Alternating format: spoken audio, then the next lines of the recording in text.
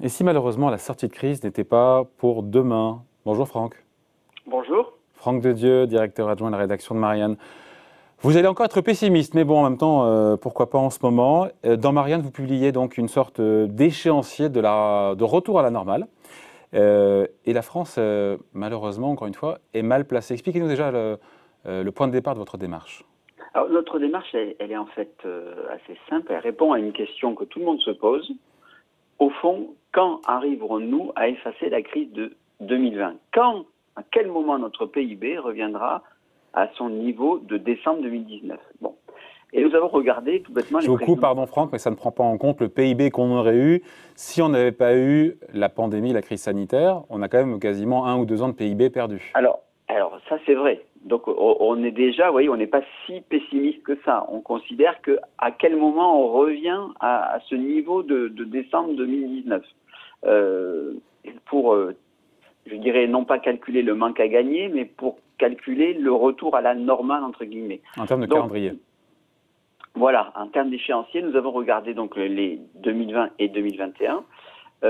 Et regarder les pays. À quel moment cette question-là, elle se pose pour à peu près tous les pays. Alors, elle se pose pour la Chine, oui et non, puisque la Chine n'a pas connu de récession, donc elle conforte son avance par rapport à l'ensemble des grands pays industrialisés.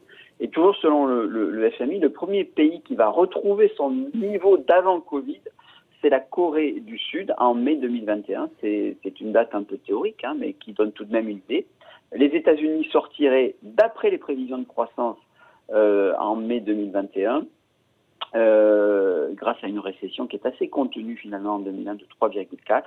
Le premier pays de la zone euro à effacer l'ardoise en termes économiques, bien sûr, il ne s'agit pas de parler en termes sanitaires, ce sont les Pays-Bas en mai 2022. Quant à la France, il faudra attendre décembre 22, ce qui est même lointain. Ce sont les pays latins qui s'en sortiraient le plus tard, comme l'Espagne, qui sortirait en 2023, c'est-à-dire qui reviendrait, encore une fois, je l'explique, à sa position initiale de décembre 2019, et l'Italie, compte tenu des taux de croissance attendus par le FMI, qui sont très faibles, il faudrait attendre, David, décembre 25.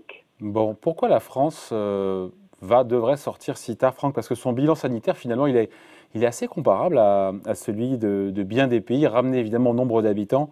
On pourrait évidemment citer l'Amérique, enfin les États-Unis. Oui, alors c'est vrai que c'est un peu la double peine. C'est-à-dire que vous avez des dégâts sanitaires et des dégâts économiques. Et ça, il faut bien avouer que c'est psychologiquement un coup très dur pour notre pays, dans la mesure où on se croyait, je dirais, non pas invincible, pas du tout, mais un peu moins vulnérable. C'est la fameuse théorie de l'édredon. On en a pas mal de fois parlé sur Ecorama. Cette théorie de l'édredon, elle consiste à dire, nous, on a un État-providence, on a des dépenses sociales, on a des amortisseurs sociaux qui permettent de vivre la crise un peu mieux. Mais en contrepartie, une fois qu'il y a un retour à meilleure fortune, nous, on redémarre moins vite. C'est une sorte de, quelque part, de pacte. On a connu cela très tard, si on remonte loin, dans les années 30, où la France était considérée les premiers temps de la crise comme un îlot de prospérité. Et plus proche de nous, évidemment, c'est arrivé avec la crise de 2008-2009, où, après la faillite de Lehman, le PIB français tient à peu près le choc. Puis quand l'orage est passé, des pays plus réactifs comme l'Allemagne et surtout le Royaume-Uni repartent plus vite. Oui, mais là, c'est différent. Et c'est ça. C'est-à-dire que là, on avait, quelque part, on était à peu près, c'était presque une sorte de contrat social. On accepte de repartir moins vite, mais enfin, on a pris un coup un peu moins fort. Alors, là, c'est différent. Et c'est fondamental. La crise, elle affecte plus fortement la France et les perspectives de rebond seront moindres. C'est cela que l'on finalement, on décrit et que l'on démontre dans notre enquête. Il y a une sorte de contrat social, évidemment, comme je l'ai dit, qui n'existe plus. On n'a pas de montagne russe. Mais là, finalement, on prend à la fois le coup sur la figure et puis on a du mal à remonter et même on remonte beaucoup moins vite que les autres et on prend le coup aussi durement.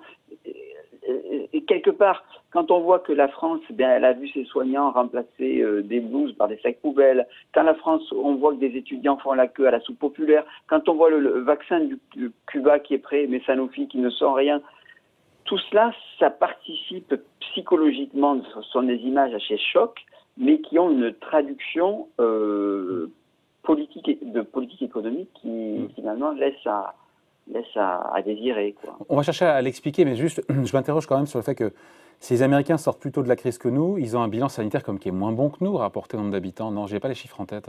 Oui, il est assez comparable,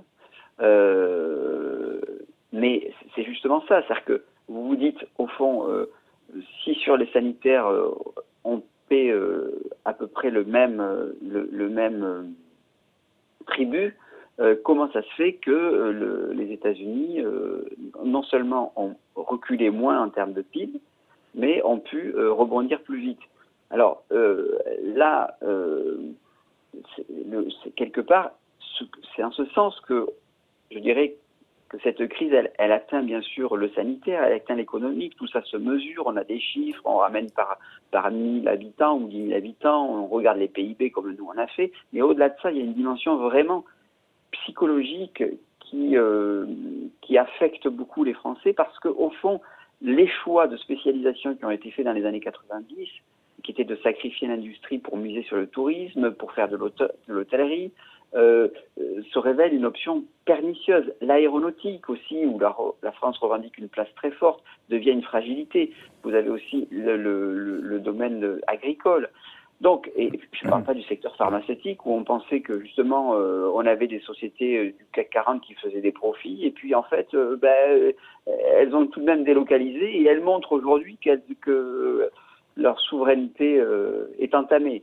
Donc finalement les Français ne théorisent pas véritablement mais confusément ils sentent très bien que ce choix fait dans les années 90 est un choix qui, aujourd'hui, montre ses limites et même son échec.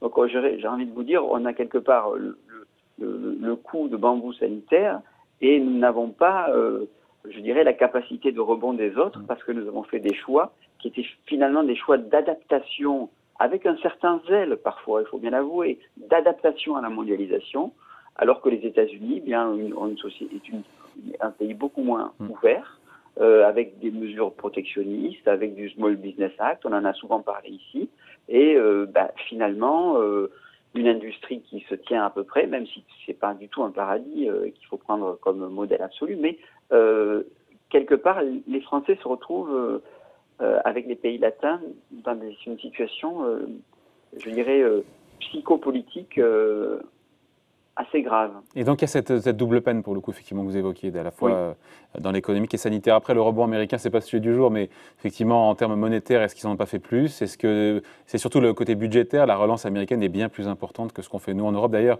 je crois que le président Macron l'a avoué à demi-mot il y a quelques jours en disant que peut-être qu'il fallait en faire plus au niveau européen en termes de plan de relance. Oui, il a raison parce que ce qui est en train de se passer dans l'Union européenne, c'est qu'il n'y a plus de politique budgétaire. Il n'y a qu'une politique monétaire. En fait, le vrai chef de l'Union européenne, c'était, on disait à une certaine époque, et moi le premier, c'est la Commission, c'est les technocrates de la Commission, c'est même plus ça.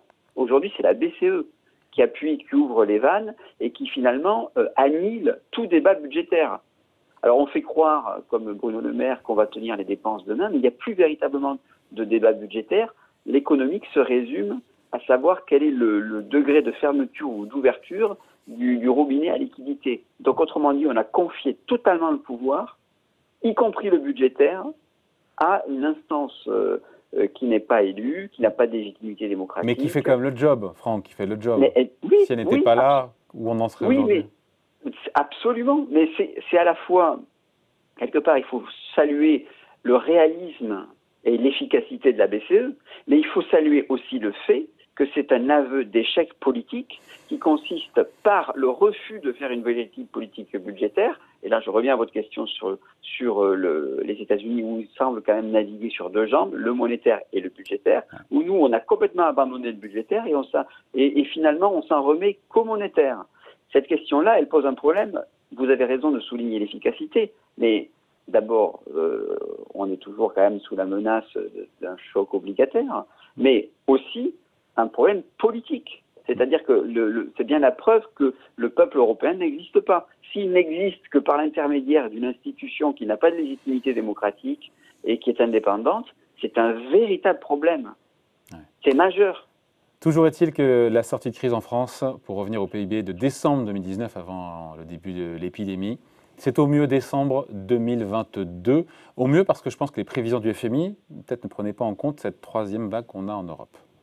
Oui, alors, mais vous savez, on nous accuse parfois, nous, d'être un peu les Cassandres. Donc, c'est pas plus mal de prendre des hypothèses qui sont peut-être un peu plus optimistes que les autres. Ça risque de prendre beaucoup plus de temps. Après, et bien sûr, décembre 2022, c'est quand même une échéance qui a quelque chose comme 15 ou 16 mois. Évidemment qu'il peut se passer des choses. Il ne s'agit pas de dire qu'il y a une différence entre fin novembre et 1er décembre, ça sera la fiesta. Non, pas du tout. C'est simplement une idée. On n'avait pas plus de prétention que d'établir une sorte de hiérarchisation de et sortie. de calendrier des sorties de crise. Oui, voilà, plutôt que de dire, voilà, ça va être tel jour qu'on arrivera au PIB de décembre 2019. Bien sûr, ne soyons pas économicistes à outrance. Allez, merci beaucoup. Franck Dedieu, directeur adjoint de la rédaction de l'Hebdomadaire de Marianne. Merci beaucoup, Franck. Bye. Merci, au revoir.